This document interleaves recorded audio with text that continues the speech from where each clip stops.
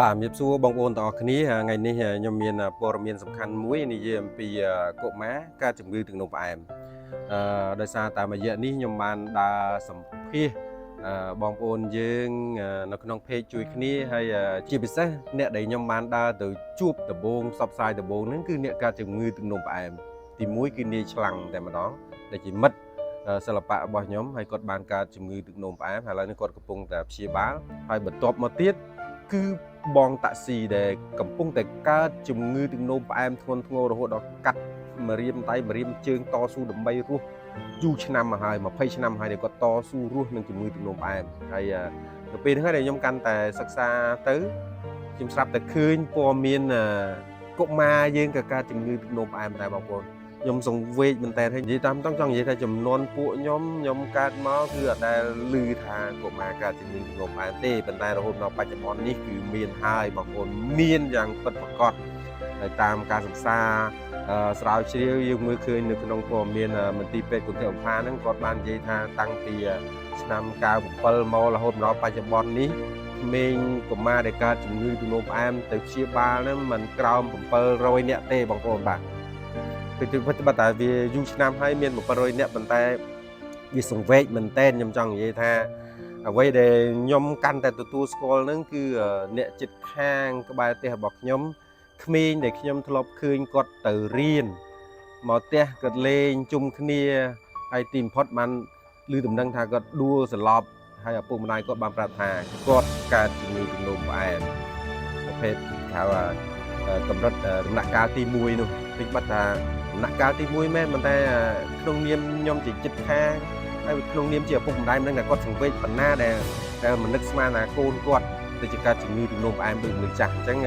ព័ត៌មាននេះសំខាន់ណាស់សម្រាប់ឪពុកម្ដាយត្រូវចេះមើលថែកូនហើយជាពិសេសហ្នឹងគឺបច្ចុប្បន្ននេះភេសជ្ជៈផ្អែមហ្នឹងច្រើនមុខពេកហើយតម្លៃក៏ធូរថ្លៃទៀតដែលអាចក្មេងហ្នឹងក៏ទិញហូបបាន1000រៀលក៏ទិញហូបបានហើយអញ្ចឹងយើងត្រូវប្រយ័ត្នមែនទែននៅក្នុងផ្ទះនៅពេលដែលគាត់មកដល់យើងធ្វើម៉េចកុំឲ្យគាត់ហូបគ្រឿងកំប៉ុងផ្អែម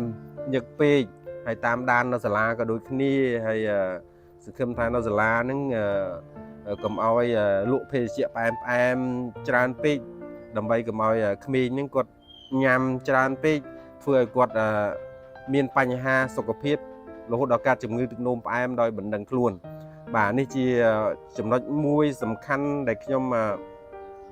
ចង់ចែករំលែកទៅបងប្អូនទាំងអស់គ្នាដើម្បីជួយផ្សព្វផ្សាយបន្តឲ្យប្រយ័ត្នប្រយែងជាពិសេសអ្នកដែល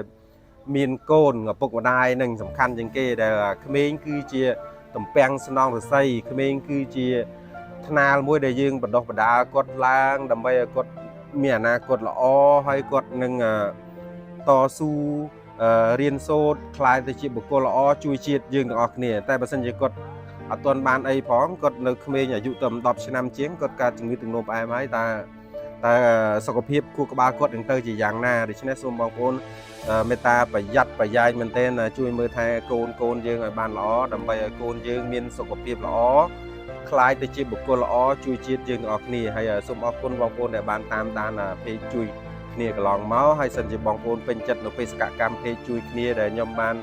ធ្វើដូចជាជួយស្វែងរកជាជនយើងដែលនៅតែជួបទុក្ខលំបាកហើយប្រកបអាជីវកម្មដោយប្រើកង់បានន័យថាប្រើកង់ហ្នឹងគឺទាបបំផុតឲ្យអ្នកដែលជួបទុក្ខលំបាកហើយប្រើមធ្យោបាយកង់ដូចជាដើរហ្នឹងបងប្អូនអាចតាក់ទងមក Telegram ខ្ញុំបានដើម្បីផ្ដល់ជំនួយហើយខ្ញុំនឹងបន្តបេសកកម្មទៅមុខទៀតបាទសូមអរគុណច្រើន